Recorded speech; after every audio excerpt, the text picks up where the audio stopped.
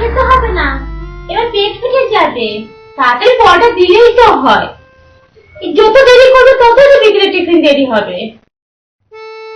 বাবার যেমন বাইকে পেট্রোল ছাড়া গাড়ি চলে না,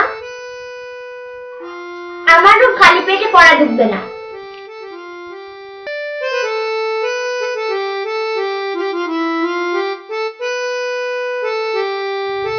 এবার আসা হোক।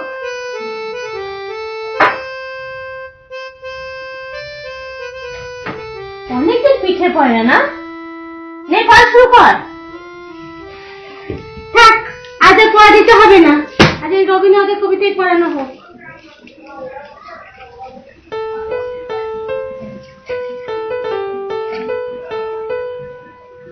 শেষ শিক্ষা, তবে কি জীবন ব্যর্থ? দারুণ বিধায়, শান্ত দেহে ক্ষুব্ধ চিত্তে আধার সন্ধ্যায় গোবিন্দ ভাবিতেছিল, পাঠান কহিল তারে, যাব চলিতেছে। পাঠানের বয়স নবীন, গোবিন্দ লইল। উত্তর দিলে না তো? কি উত্তর দেব? রবীন্দ্রনাথ যদি রবীন্দ্রনাথ ট্যাগর হয় তবে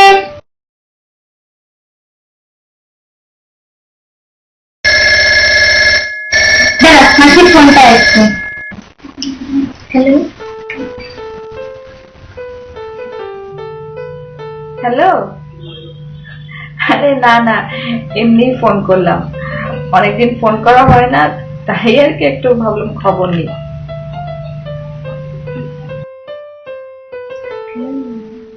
আমারও তো করা হয় না রে ফোন।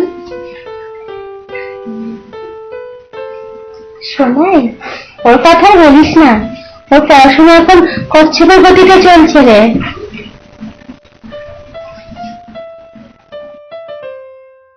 আর বলিস না, ওকে পড়াতে বসাতে গেলে সাধনা করতে হয়, তার মধ্যে পড়ার মাঝখানে হাজারো প্রশ্ন। এইটা তো ফোন আসার আগেই মানে রবীন্দ্রনাথের কবিতা পড়াচ্ছি, তখন প্রশ্ন শুরু হয়ে গেল। প্রশ্ন? মাসি, সেটা আমি কথা বলছি। আচ্ছা মাসি, তুমি বলো, রবীন্দ্রনাথ ঠাকুর যদি রবীন্দ্রনাথ ট্যাগর হয় তবে দুর্গা ঠাকুর দুর্গা ট্যাগর হবে না কেন?